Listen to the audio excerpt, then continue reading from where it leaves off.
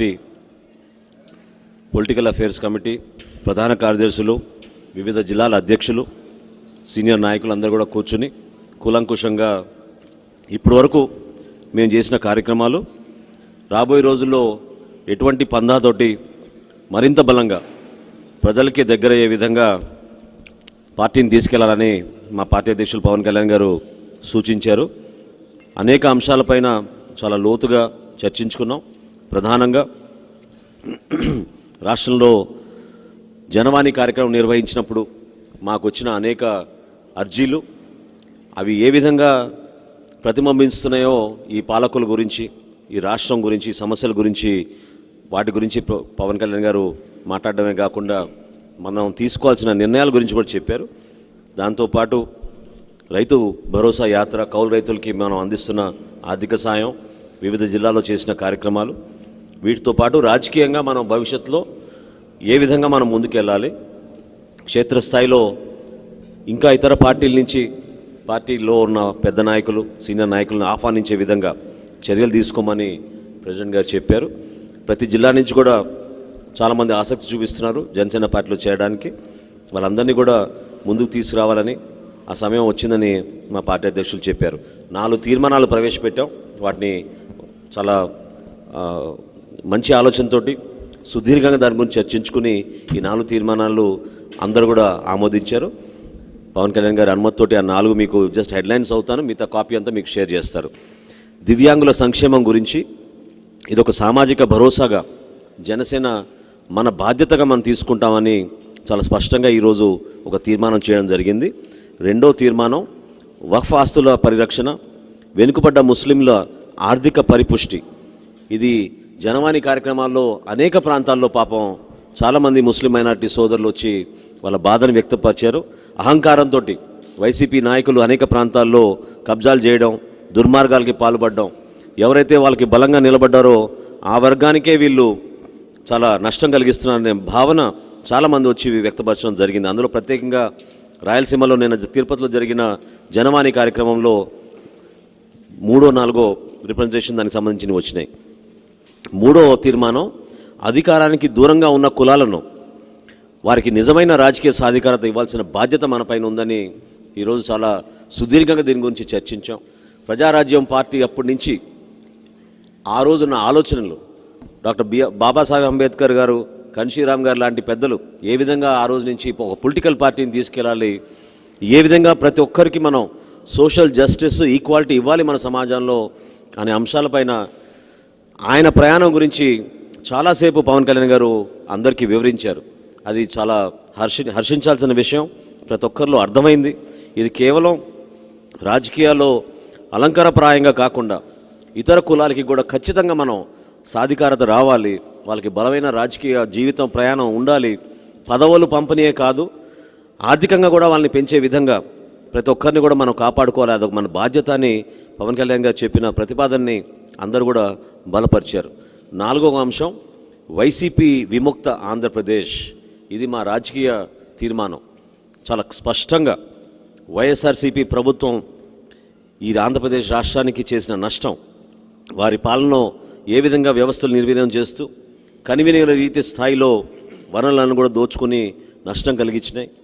ఇదే మన రాజకీయ ప్రస్థానంగా వైసీపీ విముక్త ఆంధ్రప్రదేశ్ అనేది ఒక రాజకీయ వ్యూహంగా మనం భావించుకుని మనం అడుగులు వేసుకుంటూ ముందుకెళ్ళాలి.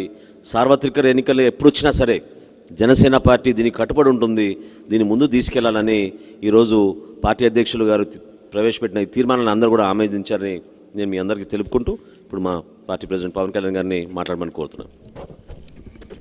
పాత్రికేయ సోదరులందరికీ నా హృదయపూర్వక నమస్కారం. గత కొద్ది వారాలుగా జనవాణి కార్యక్రమం కానీ, రైతు భరోసా, కౌలు రైతు భరోసా యాత్రలో కానీ చాలా కొత్త సమస్యలు, బాధలు, కష్టాలన్నీ నా దృష్టికి వచ్చినాయి. ఈరోజు జరిగిన ఈ పిఏసి కీలకమైన నాయకులందరితో కూర్చొని మాట్లాడిన దాంట్లో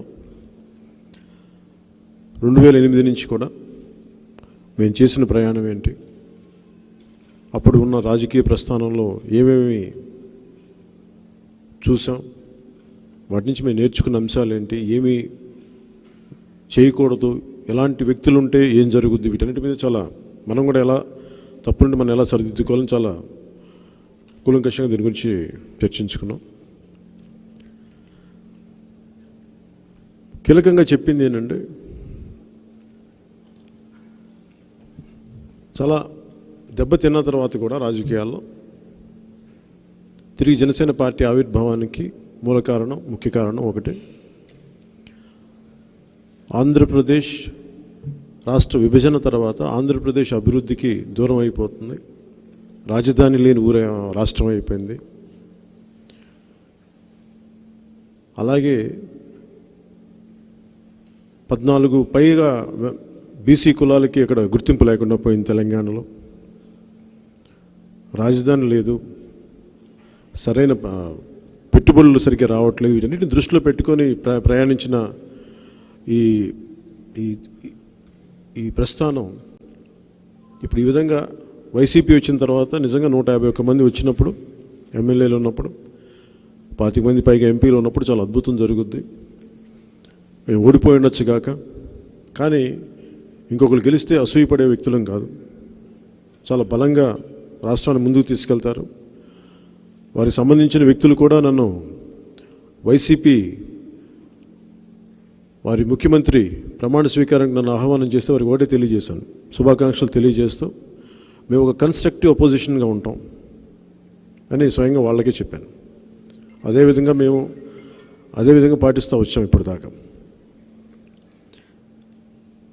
నిన్న రాయలసీమ యాత్రలో మేము కడప జిల్లాకి వెళ్తున్నామంటే అన్ని జిల్లాల నుంచి, దాదాపు అన్ని ప్రసార మాధ్యమాల నుంచి, సామాజిక మాధ్యమాల నుంచి ఈ యాత్ర ఎలా సాగుద్ది, అసలు వీళ్ళని జనసేన వాళ్ళని తిరగనిస్తారా లేదా, అసలు ఇలాంటి ఆలోచన ధోరణి చూసి ఏమనిపిస్తుందంటే, అంటే రాయలసీమలోకి కడపలోకి ఎవరు అడుగు పెట్టలేరు, కోస్తా ప్రాంతం నుంచి వచ్చిన నాయకులు ఎవరు కూడా అక్కడ అడుగు పెట్టలేరు అని ఒక భయాన్ని కలిగించే ఒక భావాన్ని చాలా దశాబ్దాలుగా ప్రవేశపెట్టారు. కానీ జనసేన పార్టీ కానీ, నాయకులు కానీ, జన సైనికులు కానీ, వీరమహిళలు కానీ, నేను కానీ మాకు అలాంటి భయాలు లేవు. జాతీయ భావాలతో పెరిగిన వాళ్ళం, మనుషులందరూ సమసమాజం కావాలని కోరుకునే వాళ్ళం. ఒక ప్రాంతం ఎక్కువ కాదు, ఒక ప్రాంతం తక్కువ కాదు. ఒక ప్రాంతంలో ఉన్న నాయకులు బెదిరిపోయే వ్యక్తులు కూడా కాదు. నేను చూసింది కానీ, మిగతా పెద్దలతో మాట్లాడింది కానీ, రాయలసీమ నుంచి వచ్చిన ఎంతోమంది నాయకులతో మాట్లాడింది కానీ, ఇవన్నీ చూస్తే రాయలసీమ నుంచి అత్యధిక ముఖ్యమంత్రులు వచ్చారు. అందరూ రాయలసీమ నుంచి వచ్చారు. ఈరోజుకి రాయలసీమ ఎందుకు వెనకబడి ఉంది? స్టడ్ ఫార్మ్స్, 1000 ఎకరాలు, వేలాది కోట్లు చేసే మైన్స్ ఉన్నాయి తప్ప అక్కడున్న యువత అంతా ఉపాధి అవకాశాలు లేక పక్కనున్న బెంగళూరు, హైదరాబాదు, తమిళనాడు ఇలాంటి చోట్లకి వెళ్ళిపోతూ ఉన్నారు. అక్కడున్న యువత కూడా కాన్స్టెంట్గా మాకు ఒకటే కంప్లైంట్ అన్నా, మాకు ఉపాధి అవకాశాలు కల్పించండి అని. ఎందుకు ఉపాధి అవకాశాలు లేవంటే, కొద్దిమంది రాయలసీమ నాయకులు, అందరూ అని చెప్పట్లేదు, కొద్దిమంది రాయలసీమ వెనుకబడిన దాని మీద బతుకుతారు తప్ప మరి దాని గురించి ఏం చేయాలని ఎవరు ఆలోచించట్లా. సో రాయలసీమని మనం ముఖ్యంగా ఇంతమంది ముఖ్యమంత్రులు ఇచ్చిన ప్రదేశం కాబట్టి దీని గురించి ఆలోచించాలి. అంటే ఆ రోజున తెలంగాణలో కూడా ఎందుకు ఆంధ్ర వాళ్ళు దోపిడీ చేస్తున్నారు పదం రావడానికి కూడా ఈ సెటిల్మెంట్ కల్చర్ వల్ల స్థానికంగా ఉన్న తెలంగాణ వాళ్ళకి చాలా కోపాలు ఉన్నాయి. అలాగే ప్రాజెక్టులు చేయలేదు కొంతమంది ఆంధ్ర నాయకులు అని చెప్పి ఇట్లా మొత్తం కోపం మనం సమిష్టిగా ఆంధ్ర ప్రజలు దీని తాలూకు ఫలితం అనిపించారు, దుష్ఫలితం. వారు మాటపడ్డారు. సో మేము చూస్తున్నాం, నాకు ఒకటే అనిపించింది, పచ్చటి ప్రాంతం మీరు నిన్ను చూసారు, పచ్చటి ప్రదేశం, రైల్వే కోడూరు చూస్తే మొత్తం ఉద్యాన పంటలు ఉన్న ప్రదేశం, విపరీతమైన కాలేజీలు ఉన్నాయి, ఎడ్యుకేషనల్ ఇన్స్టిట్యూషన్స్ అన్నీ కొద్దిమంది రాజకీయ నాయకుల చేతిలో ఉన్నాయి కానీ ప్రజల చేతుల్లో లేవు. ఇవన్నీ మేము చూసిన తర్వాత ఒకటే అనిపించింది, ఇది మారాలని కోరుకున్నాం. ఏ రాయలసీమకు చెందిన కీలకమైన నాయకులు ఎవరైనా సరే రాయలసీమ నుంచి వచ్చి కోస్తా ఆంధ్రాలో స్థలాలు కొంటారు, పరిశ్రమలు పెడతారు, అలాగే హైదరాబాద్కి వెళ్ళి పెట్టుబడులు పెడతారు. కానీ మరి ఎందుకు ఎవ్వరు కూడా దేశం నుంచి కానీ మిగతా జిల్లాల నుంచి కానీ ఎందుకు రాయలసీమ ప్రాంతానికి వెళ్ళి పెట్టుబడులు పెట్టలేరు, ఎందుకు పరిశ్రమలు పెట్టలేరంటే అక్కడ కొద్దిమంది నాయకులు పడనివ్వరు. అంటే అక్కడ ఏ పరిశ్రమ వచ్చినా నేను మనంతా మాట్లాడుతుంటే నాయకులందరూ చెప్తుంది ఒకటి, మా రాయలసీమ నాయకులందరూ కప్పం కట్టాలి. ఇక్కడ ఒక పరిశ్రమ స్థాపించాలి అంటే రాయలసీమలో కప్పం కట్టాలి. ఎవరికి కప్పం కట్టాలి? ప్రభుత్వానికి కాదు, ప్రభుత్వ శాఖలకు కాదు, అక్కడున్న ఆ ప్రాంతాన్ని గుప్పిట్లో పెట్టుకున్న వ్యక్తులు కట్టాలి. పచ్చటి ప్రదేశం, పరిశ్రమలు పెట్టుకోవడానికి అనుకువగా ఉన్న ప్రదేశం. కప్పం కట్టడానికి, కప్పం కట్టకపోతే మన కియా ఫ్యాక్టరీ మీద దాడి చేసినట్టుగా కూడా దాడి చేస్తారు.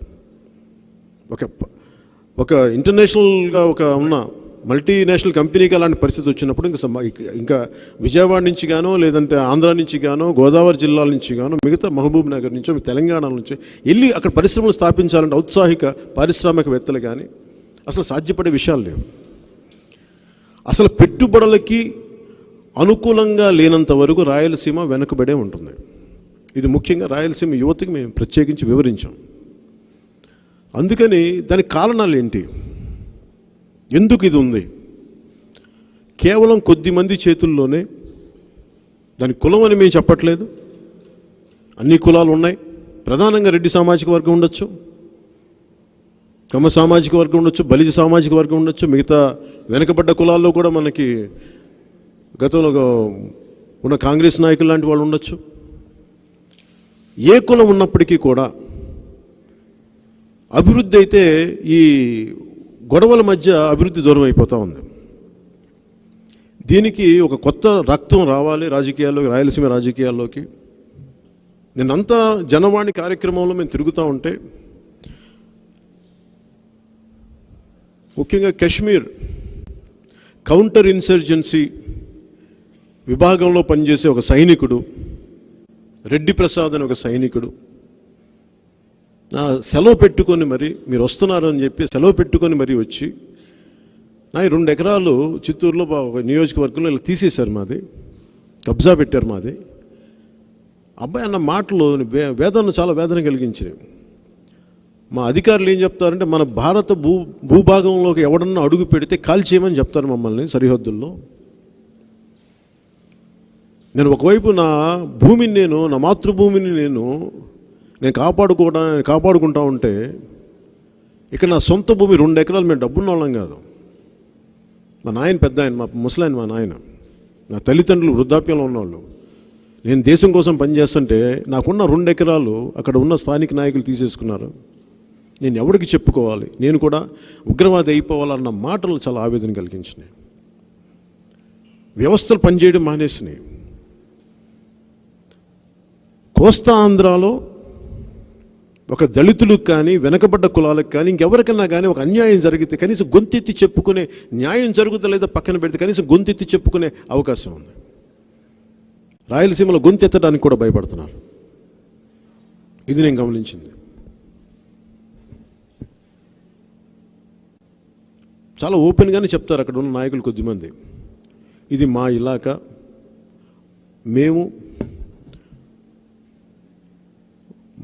మాకున్న ఈ ఆధిపత్యాన్ని మేము వదులుకోం. అత్యధికంగా బీసీ కులాలు ఉన్నాయి, యాదవులు ఉన్నారు, గొల్ల కురబులు ఉన్నారు, బోయలు ఉన్నారు, పద్మశాలీలు, దేవాంగులు ఉన్నారు, బలిజ కులాలు ఉన్నారు, బలిజ ఉపకులాలు ఉన్నాయి, ముస్లిం తెగల్లో ముఖ్యంగా దూదేకులు కులాలు ఉన్నాయి. వీళ్ళెవ్వరికీ కూడా ఇలా ఇత్యాదిగా చాలా కులాలు ఇట్లాంటివి, యాదవ కులస్తులు ఉన్నారు. ఇంతమంది ఉండి కూడా ఎక్కువ మంది వీళ్ళు బయటికి రాలేకపోతున్నారు. ముఖ్యంగా యువత, అన్ని కులాల్లోని యువత బయటకు వచ్చి ఇది మారాలని కోరుకుంటా ఉన్నారు. కానీ దానికి తగ్గ రాజకీయ వాతావరణం అక్కడ లేదు. అలాంటి రాజకీయ వాతావరణం కల్పించాలి అంటే ముఖ్యంగా వెనకబడ్డ వర్గాలు కేవలం అలంకారప్రాయమైన పదవులు కాకుండా ఎస్సీలకు కానీ, ఎస్టీలకు కానీ, బీసీలకు కానీ, ఇప్పుడున్న వ్యక్తులు ఎవరైనా సరే అధికారంలో అలంకారప్రాయమైన పదవులేవి. ఒక హోమ్ మినిస్టర్ ఇచ్చినా కానీ అలంకారప్రాయమే. మీకు సెక్యూరిటీ ఇస్తాం, మీరు వెళ్ళి మాట్లాడండి, మీరు చెప్పిన ఫైళ్ళు సంతకాలు చేయండి, ఇంతే.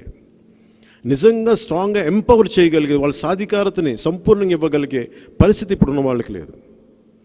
సో ఇవన్నీ చాలా అందుకనే 2008 ప్రస్థానం ఎందుకు చెప్పానంటే, ఆ రోజున మేము వచ్చింది అధికారం చూడని కులాలకి, కేవలం అలంకారప్రాయం వరకే మాకు మీ ఓట్ బ్యాంక్ తప్ప మీకు అలంకారప్రాయ పదవులకి మీరు పరిమితం తప్ప నిజంగా సాధికారత మీకు ఇవ్వం అని చెప్పి అలాంటి ఎస్సీ, ఎస్టీ, బీసీ కులాలకి కానీ రావాలని ఎంతో తప్పనితో వచ్చి అది నిలబెట్టుకోలేకపోయాం. ఆ రోజున ఈసారి అది నిలబెట్టుకుంటాం, ఖచ్చితంగా మాట్లాడతాం. దీనికోసం మనం ఏం చేయాలనేది మేము కూర్చోబెట్టి ముఖ్యంగా అధికారం చూడని కులాలకి, ఎంబీసీ కులాలకి, బీసీ కులాలకి, ఎస్సీ, ఎస్టీ కులాలకి నిజంగా సమర్థతతో ఉండి, యోగ్యతతో ఉండి వారి వారి కులాలకి చేసుకోగలిగే వ్యక్తుల్ని కనీసం మనం గుర్తించాలి. ఆ విధంగా పాలసీలు ఉండాలని చెప్పి ఈరోజు తీసుకున్న ప్రధానమైన నిర్ణయం. అలాగే ముఖ్యంగా ఎస్సీ బరియల్ గ్రౌండ్స్ దగ్గర కానీ, అలాగే ముఖ్యంగా ఇంకొకటి మైనారిటీలకు సంబంధించి, ముఖ్యంగా దూదేకులు కానీ కులాలకు సంబంధించి మైనారిటీలకు సంబంధించిన బరియల్ గ్రౌండ్స్ కానీ, శ్మశాన వాటికలు కానీ, లేదంటే వాళ్ళకున్న చిన్నపాటి మస్జిద్ మన వక్ఫ్ బోర్డు ఆస్తులు కానీ అక్కడున్న నాయకులు కబ్జాలు పెట్టేసి వాళ్ళ మీద దాడులు చేస్తూ ఉంటే కనీసం వాళ్ళు ఎక్కడ చెప్పుకోలేని పరిస్థితి వచ్చింది. నేను కడప జిల్లా నుంచి ముస్లింలు నా దగ్గర తీసుకొచ్చింది. మొత్తం మా కడప జిల్లాలో ఉన్న ముస్లింలు అందరూ కలిసి మేము ఒక తీర్మానం చేసుకుని మీ దగ్గరికి పంపించారు. అది నేను చెప్తున్న మాట కదా, ఆయన చెప్తుంది కూడా మీకు రికార్డ్ అయ్యి ఉంటుంది, మీరు యూట్యూబ్లో చెక్ చేయొచ్చు. మా వక్ఫ్ బోర్డు ఆస్తులు ఇలాగా కబ్జా గురవుతున్నాయి, మీరు దయచేసి వీటిని రక్షించాలి అని మేము మిమ్మల్ని నమ్ముతున్నామని చెప్పి నా దగ్గర తీసుకొచ్చి ఆ రిప్రజెంటేషన్ ఇచ్చారు. అందుకే ఈ రోజున వక్ఫ్ బోర్డు ఆస్తుల పరిరక్షణ కానీ, వెనుకబడ్డ ముస్లింల ఆర్థిక పరిపుష్టి కానీ, ఇది ప్రధానంగా ఈ రోజున మేము తీసుకున్న రెజల్యూషన్లో ఒకటి.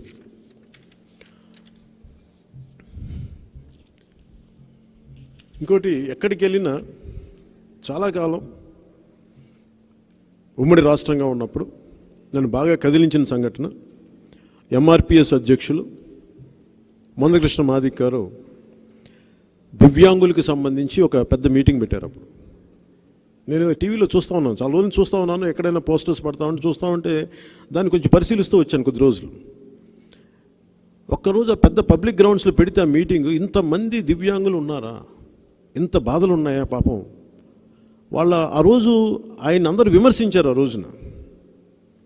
ఎందుకంటే నాకు మొన్న 2018లో కూడా నేను దివ్యాంగులకు సంబంధించి ఒక మీటింగ్ పెడితే అందులో ఒక దళిత కులాలకు చెందిన ఎస్సీ మాల కులానికి చెందిన పాపం దివ్యాంగులు చదువుకున్న ఆయన పేరు మర్చిపోయాను నేను.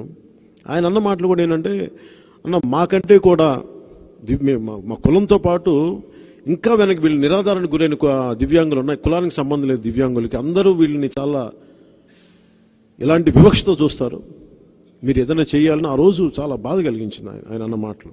అలాగే ఎంఆర్పిఎస్ మందకృష్ణ గారు కూడా ఆ రోజున హైదరాబాద్లో జరిగింది కూడా చాలా కదిలించింది. నేను సిపిఎఫ్ అనే సంస్థ పెట్టినప్పుడు చాలామంది దివ్యాంగుల దగ్గరికి వచ్చి నాకు ఆ రోజు నుంచి నాకు చాలా బాధగా ఉంది, ఏదైనా చెయ్యాలి వీళ్ళకని. సో ముఖ్యంగా దివ్యాంగుల సంక్షేమం, వారికి సామాజికంగా ఏదో కూర్చోబెట్టి ఒక 2-3 వేలు పెన్షన్లు ఇవ్వడమే కాదు, వాళ్ళకి ఏం చేయగలం మనం. ఒక స్టీఫెన్ హాకింగ్ లాంటి ఒక దివ్యాంగులు కూర్చొని ఈ రోజున అంత అద్భుతమైన ఆయన ఒక న్యూక్లియర్ ఫిజిక్స్కి ఒక ఫిజిసిస్ట్, ఆస్ట్రోఫిజిసిస్ట్కి ఫిజిక్స్ మీద ఆయన ఎన్ని ప్రతిపాదించిన థియరీస్ కానీ, ఇవన్నీ అలాంటి మేధావులు ఉన్న ఎంతోమంది దివ్యాంగులు మేధావులు ఉన్నారు. అలాంటి మనలో కూడా చాలామంది చదువుకున్న వాళ్ళు ఉన్నాం. చెప్తా ఉన్నారు, నిన్న మేము చదువుకున్నాం, మాకు ఎంసీఏలు చదువుకున్నాం, మాకు ఉద్యోగాలు లేవు, మాకున్న ఈ పరిస్థితి వల్ల మాకు గుర్తింపు రావట్లేదంటే వీటిని చాలా కీలకంగా మనం కూర్చోబెట్టి వీళ్ళకి చాలా బలమైన పాలసీ చేయాలి. వీళ్ళకి కేవలం వీళ్ళకి కన్వీనియంట్గా ఉండే రేపు పొద్దున్న మేనిఫెస్టోలో కూడా ముఖ్యంగా దివ్యాంగులకి సంబంధించి ఒక ప్రత్యేకమైన మేనిఫెస్టోలో ప్రత్యేకమైన స్థానం ఉండాలి. వీళ్ళకి సంబంధించిన సెపరేట్ కాలనీస్ ఉండాలి, ఎడ్యుకేషనల్ సెంటర్స్ ఉండాలి, వీళ్ళు నడపగలిగే ఒక కమర్షియల్ సెంటర్స్ ఉండాలి, సంపాదించుకోగలిగే ఒక షాపింగ్ సెంటర్స్ లాంటివి, వీళ్ళు నడపగలిగే షాపింగ్ సెంటర్స్ లాంటివి ఉండాలి, వీళ్ళు చదువుకోగలిగే మోస్ట్ సౌలభ్యంతో కూడిన ఈ విద్యా విధానం స్కూల్స్ ఉండాలి. ఇవన్నీ మేము ఈ రోజున తీసాం. దానికి అది కూడా మీకు చెప్తాం. అలాగే కీలకమైనది, అసలు ఇన్ని ఇబ్బందులు ఉండి రాష్ట్ర విభజన తర్వాత ఎన్నో ప్రామిసులు చేసి ప్రజలు మనస్ఫూర్తిగా నమ్మారు వైసీపీని. నా వెంట జనం వచ్చినప్పటికీ ఆ రోజున ఓటు వైసీపీకి వేశారు. ఎన్నో ఆశలు పెట్టుకున్నారు. రాగానే ఫస్ట్ పట్టుకొట్టింది భవన నిర్మాణ కార్మికులు పట్టుకొట్టారు. 32 మంది ఆత్మహత్యలు చేసుకున్నారు. మళ్ళీ బాధ్యత తీసుకోవాల్సి వచ్చింది. ఓడిపోయిన 3 నెలల్లో కూడా మళ్ళీ రోడ్ల మీదకి రావాల్సి వచ్చింది. ఆ రోజు నుంచి ఈ రోజు దాకా ప్రజలు ఒక్కొక్క సమస్యను మా దగ్గరికి తీసుకొస్తూనే ఉన్నారు. ఒకసారి ఎంత ఓవర్వెల్మింగ్గా ఉంటుందంటే, ఎన్ని సమస్యలు ఉన్నాయంటే వైసీపీ క్రియేట్ చేసేది, ఒకసారి మర్చిపోతారేమన్నంత అంటే అన్ని సమస్యలు ఉన్నాయి. కాంట్రిబ్యూటరీ పెన్షన్ స్కీమ్ని రద్దు చేస్తామని చెప్పి దాన్ని వదిలేశారు. మద్య నిషేధం అని చెప్పారు. అసలు ఫీజు రీయింబర్స్మెంట్కి అసలు మీకు ఇబ్బందులు ఉండవని చెప్పారు. అసలు ఇన్ని అవకతవకల మధ్యలో అన్నిటికంటే కూడా ప్రతి మీద అప్పు పెట్టేశారు, ప్రతి ఒక్కరి మీద. చిన్నప్పటి నుంచి మేము చదువుకుంటుంది తాకట్లో భారతదేశం, తరిమిల నాగిరెడ్డి గారు రాసిన పుస్తకం నుంచి మేము రోడ్ల మీద చూస్తున్నప్పుడు చిన్నప్పుడు ఈ అప్పు ఎలా ఉంటుందని మాకు అర్థమయ్యేది కాదు. నేను అడిగాను చిన్నప్పుడు, మన అప్పు కట్టాలమ్మా అని. కానీ మాకు తర్వాత అర్థమైంది ఏంటంటే, మనం ఎంత డబ్బు సంపాదించుకున్నా, అంటే అప్పు అనేది రాష్ట్రం మీద ఉన్న అప్పు మన సగటు మనిషి మీద ఎలా చూపిస్తుంటే, వాళ్ళ జీవన పరిస్థితులు మారవు. ఎంత డబ్బులు సంపాదించినా 10,000 సంపాదిస్తే నువ్వు 1,000 రూపాయలు సంపాదించినట్టుగా ఎట్లా ఉంటుందో. ఎందుకంటే 5,000 అయిపోయి ఉంటుంది ఇంటి అద్దె, కూరగాయలు పెరిగిపోయి ఉంటాయి, పెట్రోల్ రేటు పెరిగిపోయి ఉంటుంది.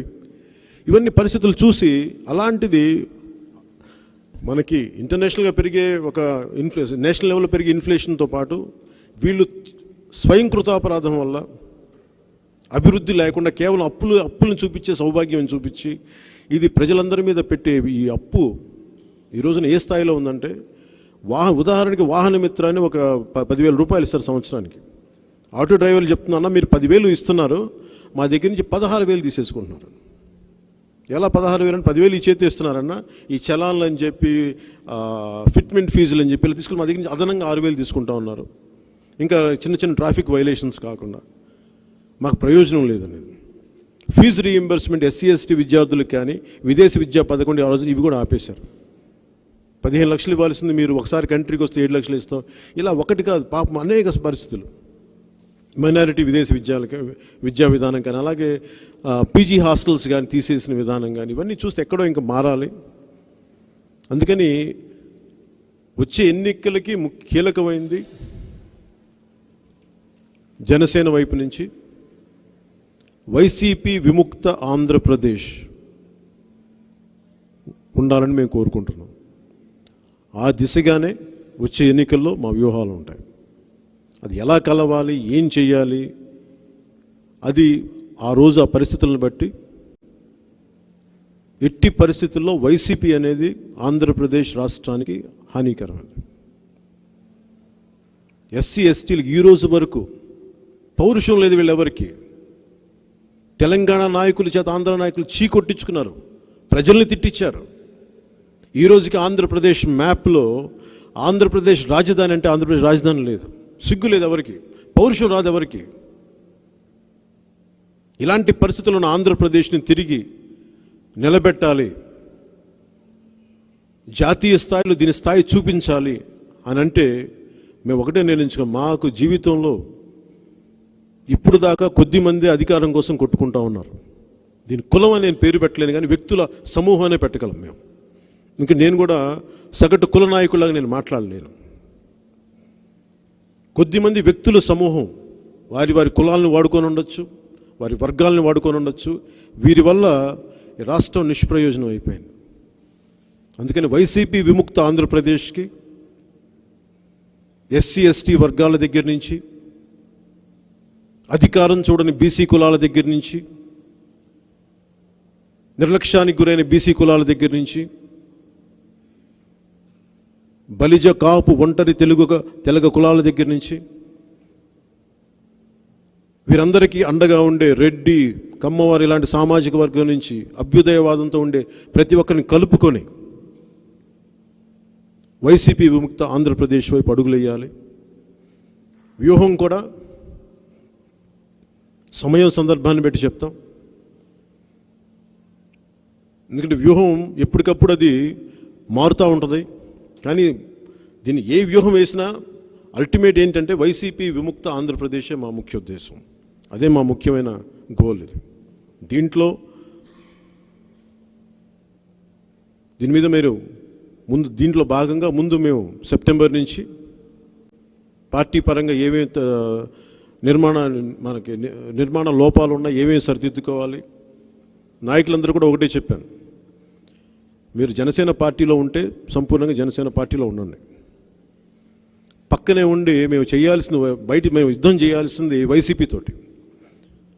అలాగే మా పార్టీలో పక్కనే ఉండి మీరు కూర్చొని సోషల్ మీడియాలు ఇవి మాట్లాడితే యుద్ధం చేయాల్సిన వాళ్ళతో ఎదుటి వాళ్ళు మీరు కూర్చోబెట్టి మమ్మల్ని పక్కన పడుస్తూ ఉంటే మా నాయకులను ఎవరైనా కానీ దీని మీద చాలా తీవ్రమైన చర్యలు తీసుకుంటాను మనస్ఫూర్తి బలంగా చెప్పాం.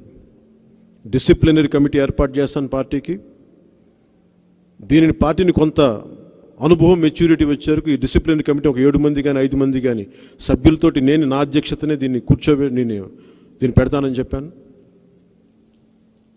గతంలో కూడా 2009లో కూడా చాలా మంది అపవాదులు కానీ కొంతమంది తీసుకున్నారని నాకు తెలియదు, కానీ డబ్బు తీసుకున్నారని ఒక అపవాదు ఉండింది. అలాంటి పరిస్థితులు జనసేనకు కానీ వస్తే ఈరోజు ఇందాకే చెప్పాను, అది నా దృష్టికి వచ్చి దాన్ని పరిశీలించి అది నిజమని తేలితే వెంటనే పార్టీని సస్పెండ్ చేస్తానని చెప్పి మనస్ఫూర్తిగా తెలియజేశాను. మేము ఆంధ్రప్రదేశ్ బాగు కోసం వచ్చాం. సొంత పార్టీలో ఎవరు తప్పు చేసినా నిర్దాక్షిణ్యంగా నిర్మోహమాటంగా పార్టీలోంచి వెళ్ళిపోమనే చెప్తాను. బయట శత్రువుని కూడా నాకు కొట్టడం నాకు చాలా తేలిక. నాకు బయట శత్రువు కనిపిస్తాడు బయటికి, పక్కనే ఉండే అనుకూల శత్రువు కష్టం. అందుకని చెప్పే మనస్ఫూర్తిగా మీరు ఇష్టం ఉంటేనే జనసేనతో నడవండి. పెద్ద నాయకులు ఎవరు లేకుండా 7% ఓట్ బ్యాంక్ సాధించిన వాళ్ళం మేము. ఒక అపవాదుని మూటగట్టుకొని నడపలేరు పార్టీని వీళ్ళన్న ఒక బరువును మూటగట్టుకొని లాగుతూ తీసుకుంటూ వచ్చాను ఇక్కడ దాకా.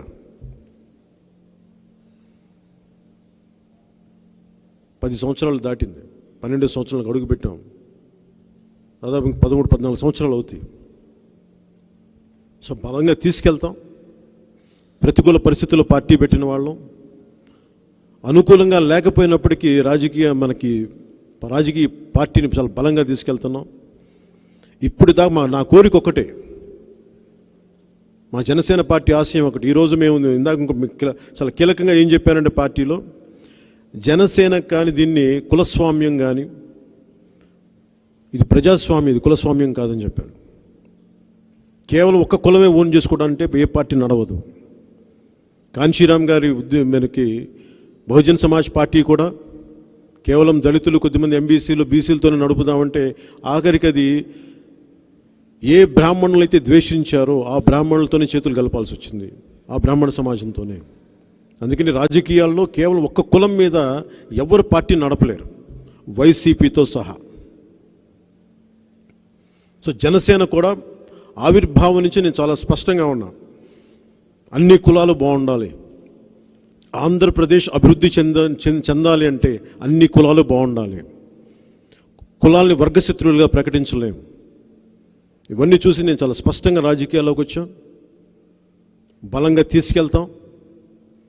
ప్రత్యేకించి ఇదే చెప్పాను మా నాయకులకు కూడా, ఎవరైనా సరే ఇబ్బంది పెడితే దయచేసి మీరు ఎందుకు బాధపడి నన్ను తిట్టి మమ్మల్ని తిట్టి మీరు ఎందుకు బాధపడతారు, అలాంటి ఎవరన్నా ఉంటే మీరు ఆలోచించుకొని దయచేసి పార్టీలోంచి వెళ్ళిపోయి వేరే పార్టీలో జాయిన్ అవ్వండి.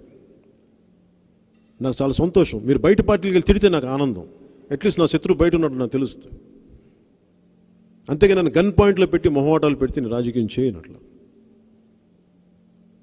పోయినసారి అలా చేస్తేనే అలా జరిగింది, ఈసారి అలాంటి తప్పులు జరగవు. అందుకని చాలా క్రమశిక్షణతో పార్టీ నాయకులు ఉండాలి, పార్టీ కార్యకర్తలు ఉండాలి, నాయకురాళ్ళందరూ ఉండాలి, నాయకులు ఉండాలని మనస్ఫూర్తిగా చేసి ముందు మా పార్టీ రాష్ట్రాన్ని సరిదిద్దబోయే ముందుగా ఒకటే చెప్పుకున్నాను, మా పార్టీలో ఉన్న ఏవైతే లోటుపడ్డ అవి సరిదిద్దుకుంటాం. అవి సరిదిద్దుకొని వాటిని సరిదిద్దుకుంటూ ఆంధ్రప్రదేశ్ ఒక అద్భుతమైన రాష్ట్రంగా తీర్చిదిద్దడానికి జనసేన ఏ విధంగా వైసీపీ విముక్త ఆంధ్రప్రదేశ్కి ఎలా ముందుకు తీసుకెళ్తాం అని చెప్పి మొత్తం మేము తెలియజేసి ఈ విధంగా మీకు ఈ 4 రెజల్యూషన్స్ మీకు తెలియజేశాను. మీరు మనస్ఫూర్తిగా మీ అందరికీ ఇక్కడికి వచ్చినందుకు ధన్యవాదాలు తెలుపుకుంటున్నాను.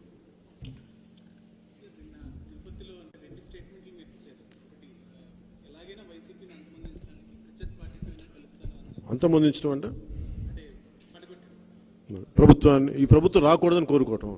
అంతమొందించడం అంటే రాయలసీమ భాషలో వేరే ఉంటుంది. అందుకని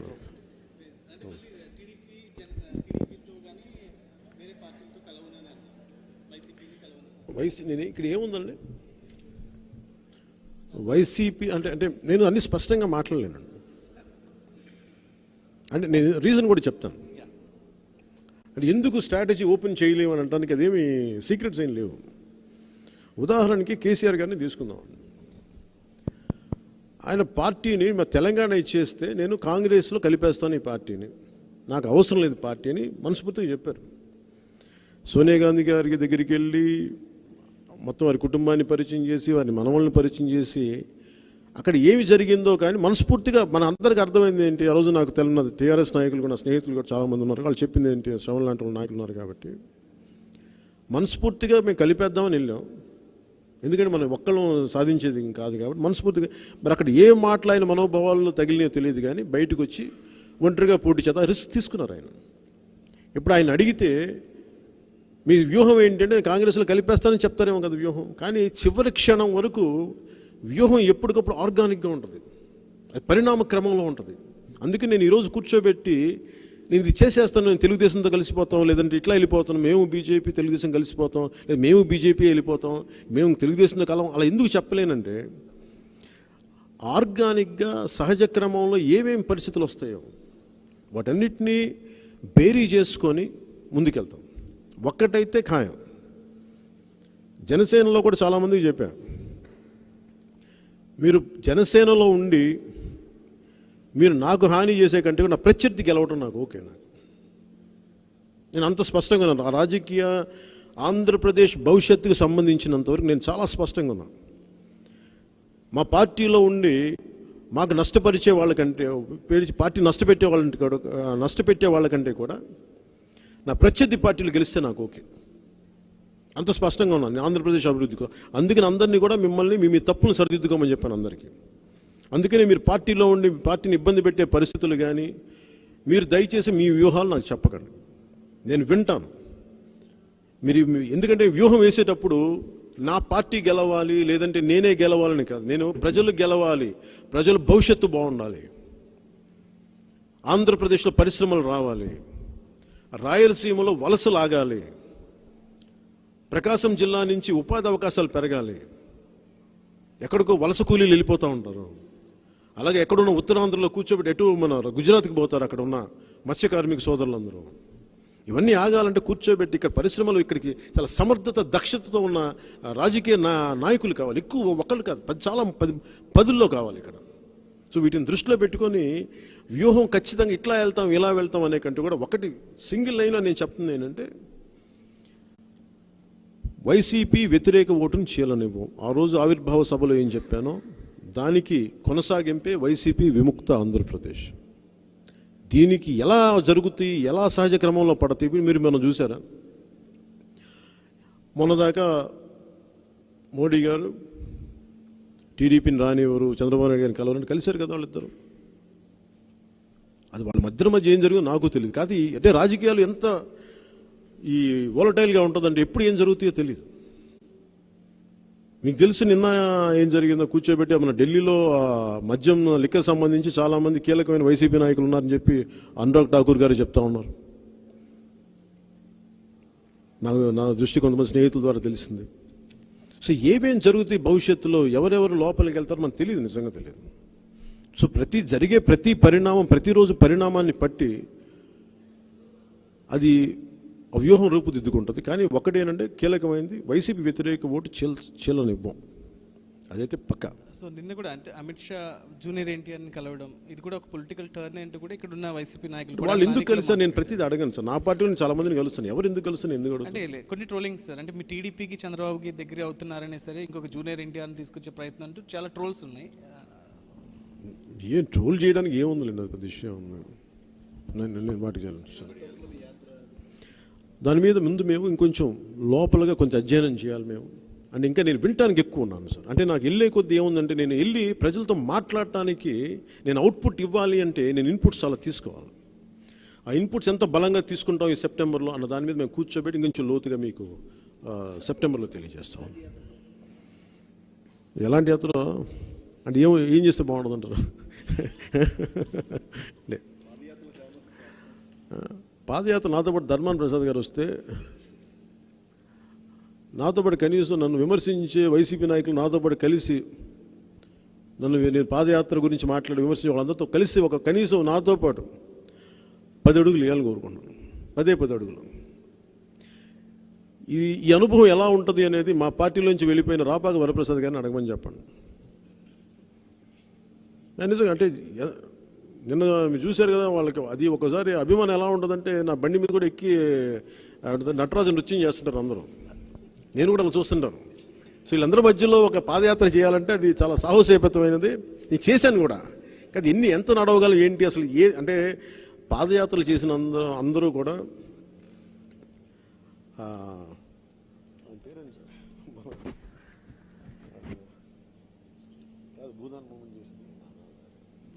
భూదాన్ మూమెంట్ చేసిన అంటే పాదయాత్రలు చేసిన వాళ్ళందరూ వినోబా భావేలు అయిపోయారండి. పాదయాత్రలు చేసిన వాళ్ళు కూడా మన ఆంధ్ర తానసు కూడా అవుతారుగా. అందుకని అంటే పాదయాత్రే ప్రతిదానికి ఒక కీలాగా నేను చూడట్లేదు. అయితే అది సరదాగా ఉంటుందని చూసేవాళ్ళకి, కానీ అది ఇప్పుడు నితీష్ కుమార్ పాదయాత్రలు చేస్తే కాదు కదా, 4 గోడల మధ్య కూర్చొని వ్యూహం వేస్తే ఆయన ముఖ్యమంత్రిగా ఏడు తిరిగి. అలాగే పాదయాత్రలు చేస్తే కాదు కదా షిండే ముఖ్యమంత్రి అయింది మహారాష్ట్రలో.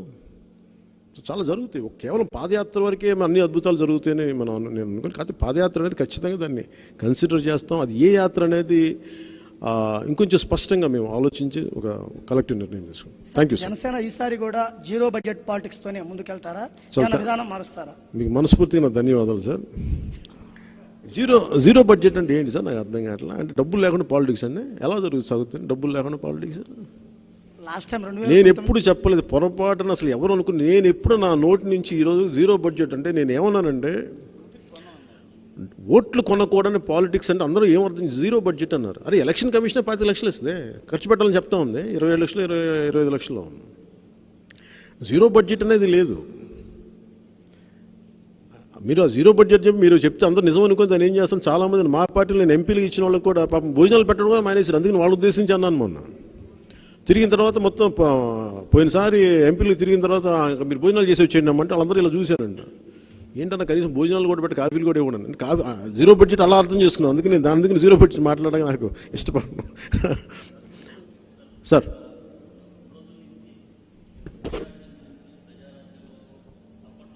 అవును సార్.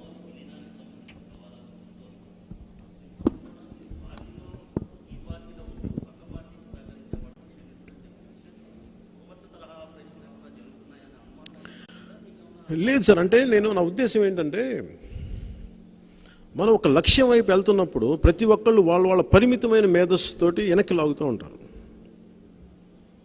అంటే నువ్వు చూడాలనుకున్నట్టు నేను కొన్ని నిర్ణయాలు తీసుకుంటాను సార్. తీసుకున్నప్పుడు నేను ఒకసారి జాతీయ స్థాయిలో చూస్తాను కొన్ని సమస్యల్ని రాష్ట్ర స్థాయిలో చూస్తాం.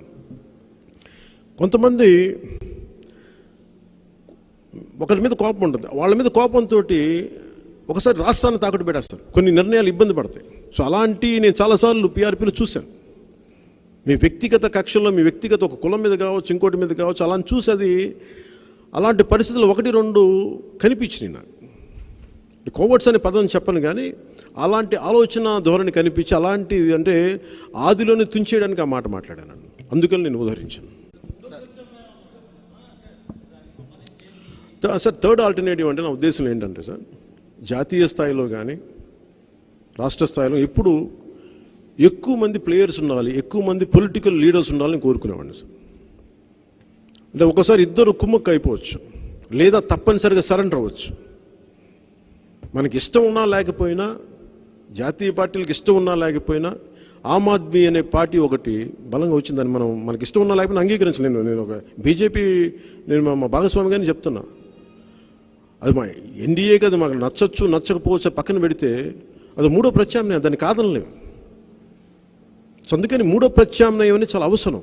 అది ఎంత ఎదుగుద్ది ఎంత ఎదగదు అనేది కాలాన్ని బట్టి, ఆ పరిస్థితులను బట్టి, వారి లీడర్షిప్ ఎబిలిటీని బట్టి ఎదుగుద్ది. కానీ అందుకని మూడో ప్రత్యామ్నాయం అనేది ఉండటం దేశానికి రాష్ట్రాలకు కూడా చాలా మంచిది.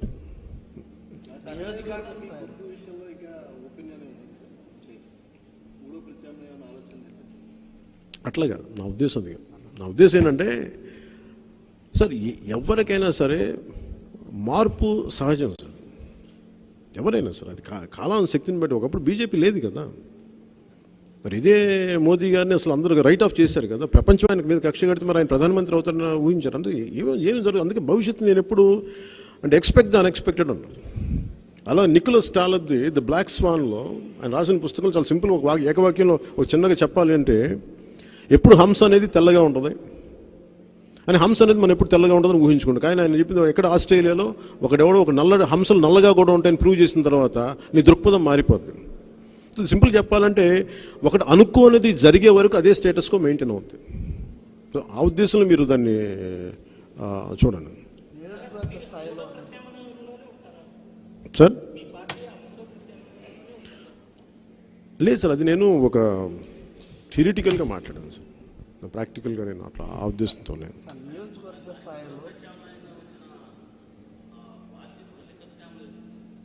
లేదండి,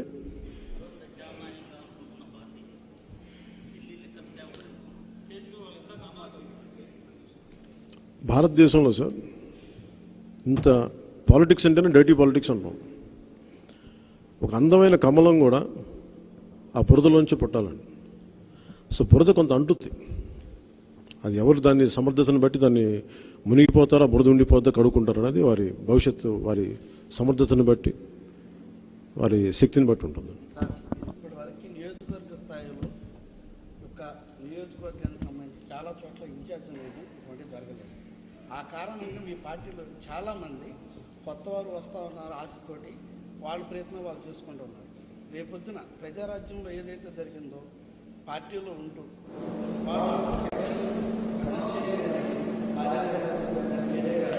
పార్టీలకు చెప్పారు.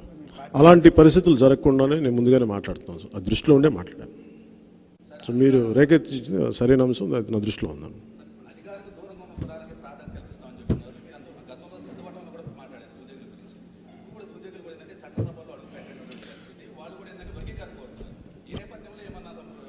అంటే అన్నీ సార్ కాన్స్టిట్యూషన్లో సార్, అన్నీ రాజ్యాంగ పరంగా ఇప్పుడు మనకి బుడగ జంగాలు కానీ చాలా, అలాగే మీకు శ్రీకాకుళంలో కూడా ప్రత్యేకించి ఒక కులం ఉంటుంది అక్కడ, ఎస్టీ ఇది కోరుకుంటూ ఉంటారు. ఎలక్షన్ పోటీ చేసినప్పుడు ఎస్టీలను, ఉద్యోగాలప్పుడు మళ్ళీ ఎస్టీలు కదా, అలాంటి పరిస్థితులు ఉన్నాయి. సో ప్రతిదీ ఇంక్లూడింగ్ కాప్ రిజర్వేషన్ కానీ లేదంటే ఎస్సీ ఎస్టీ వర్గీకరణ కానీ అన్ని కాన్స్టిట్యూషన్లో చేయాల్సిన, అన్నీ మన చేతిలో లేవు. ఇది చాలా పార్టీలు కలిసి చేయాల్సింది. కాకపోతే నేనేంటంటే ఒక సమస్య ఉన్నప్పుడు మేమందరం ఏం ఆలోచిస్తామంటే దాన్ని పారిపోం, అది వింటాం. అలాగే ఇప్పుడు మీరు చెప్తున్న వీరి గుర్తింపు కానీ లేదంటే ప్రత్యేక కాన్స్టిట్యూషనల్ రికగ్నిషన్ కానీ ఇవన్నీ ఖచ్చితంగా హ్యాండిల్ చేయాలి. లీడర్షిప్ అనేది కేవలం మనకున్నది 175 ఎమ్మెల్యే సీట్లే, 25 మంది ఎంపీ సీట్లే, మనకున్నాయి కొన్ని వందల కులాలు ఉన్నాయి. నేను అంటుంది ఏంటంటే empowerment of caste comes in many forms అని.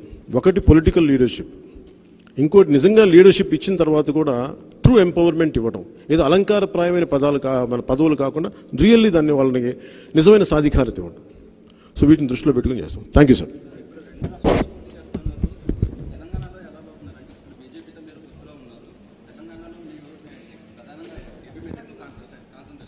చెప్పండి సార్.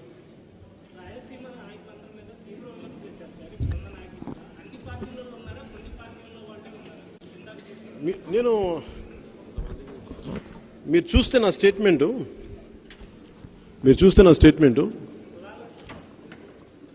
సార్, మంచివాళ్ళు చెడ్డవాళ్ళు అనేది ఒక కులం అంతా సంపూర్ణ మంచివాళ్ళు, ఒక కులం అంతా చెడ్డవాళ్ళు ఎవరు ఉంటారు? అన్ని కులాల్లో అన్ని రకాల వ్యక్తులు ఉంటారు, అన్ని పార్టీలు ఉంటారు. అంతే తప్ప దీంట్లో కూర్చొని కేవలం ఒక పార్టీ ఒక కులం అని చెప్పి నేను అంటుంది ఏంటంటే, రాయలసీమ ఎందుకు వెనకబడి ఉందనేది నేను ఈ ఒక్క రోజు గురించి మాట్లాడాలి. గత దశాబ్దాలుగా రాయలసీమ వెనకబాటుతూనే ఉందని దీని వెనక 7 దశాబ్దాలుగా ఎందుకు అదే పరిస్థితులు ఉన్నాయని చెప్పండి. ఎందుకు రాజకీయ నాయకులకే వేల కోట్లు ఆస్తుంది, మిగతా ప్రజలు కనీసం ఉపాధి అవకాశాలు కూడా ఎందుకు లేవు? ఆ ఉద్దేశంతో ఇది నా మీద ఎవరైనా కోప్పడితే కోప్పడచ్చు కాక, కానీ I'm open for discussion, for debate. Thank you. తెలంగాణది నేను ఖచ్చితంగా తెలంగాణలో మాట్లాడతాను.